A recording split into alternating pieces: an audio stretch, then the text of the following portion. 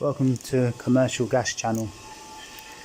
This is one of my first videos where I'm going to basically give you an introduction to a plant room. It won't be long, just a short video, but before I start, make sure you're competent and qualified in order to carry out work in a plant room, and knowing all the regs, gas regs and safety risk assessments that you need to take. Don't take what I'm saying as advice. This is an educational channel, but also do your own homework and make sure that you're safe to carry out this work. Alright, first of all, you've got a control panel here.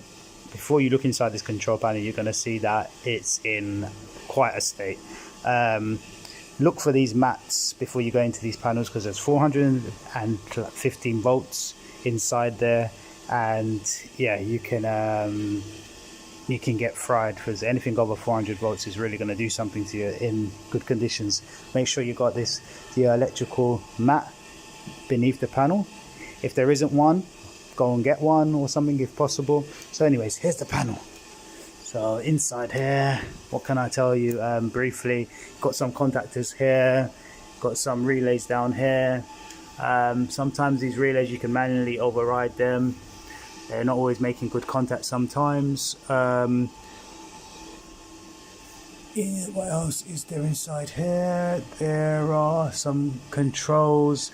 But ideally, when you go into these panels, if you're not a controls engineer, it helps if you have drawings.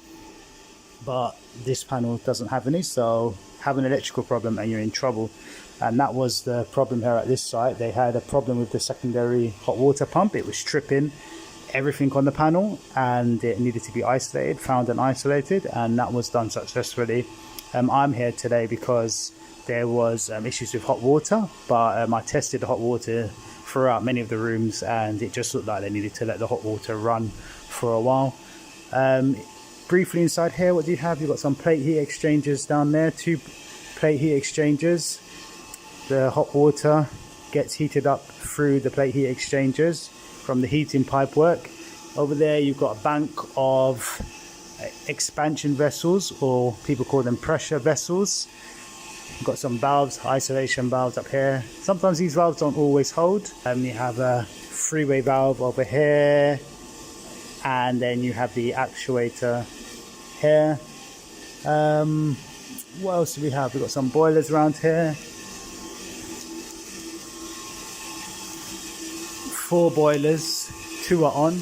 They are Ideal IMAX extras. Have a bit of a noisy pump up here. It sounds like it's running a bit dry, or yeah, it sounds a bit funny. I'm going to go and look at that later. Go have some fun with that. What do we have inside here? Make sure you check your fags, your flue, your air, your gas, your safety devices. Make sure you check them. Talking about some safety devices, we do have a PRV over here. It's good to check the date on these. They're meant to be about 5 years old at best, and then you change them.